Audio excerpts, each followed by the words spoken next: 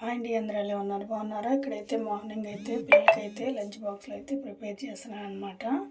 అలాగే లంచ్ బాక్స్లు అయితే ప్రిపేర్ అయితే చేసేసాను ముందుగానే. అలాగే పిల్లలకి వచ్చేసి టిఫిన్ అయితే వేస్తున్నాను. టిఫిన్ వచ్చేసి దోశ అయితే అడుగుతున్నారనమాట.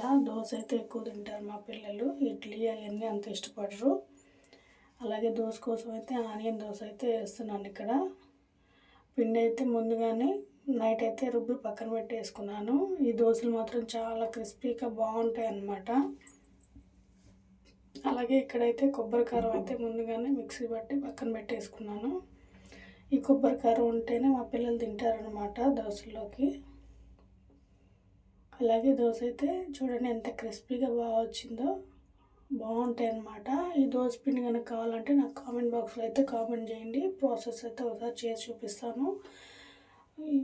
పచ్చిశనగపప్పు అవి ఇవన్నీ ఏమైనా అవసరం లేదు. అచ్చం రేషన్ బియ్యం ఉంటాయి కదా, స్టోర్ బియ్యం, అవి అలాగే మినప్పప్పు వేసుకుంటాను నేను.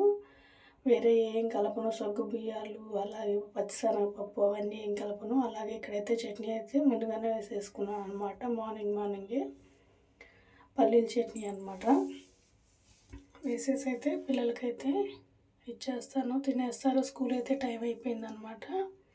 అలాగే ఇంకోటి అయితే వేస్తున్నాను చూడండి. ఇక్కడ పిండి మాత్రం ఎంత బాగుంటుందో కన్సిస్టెన్సీ చూడండి. బబుల్స్గా వేరే ఏం ఎక్కువ సోడా ఉప్పు అలాంటి ఏమి అవసరం లేదు, అంత బాగుంటుంది అనమాట. అలాగే ఆనియన్స్ కోసి పెట్టుకున్నాను కదా ముందుగానే, అవి అయితే వేస్తున్నాను.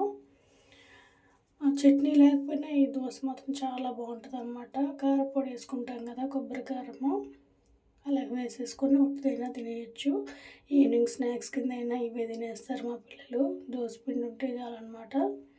అలాగే ఇక్కడైతే దోశ వేసేసుకొని ఆనియన్ వేసుకున్నాను. అలాగే కొబ్బరి కారం అయితే పైనుంచి వేసుకున్నాను.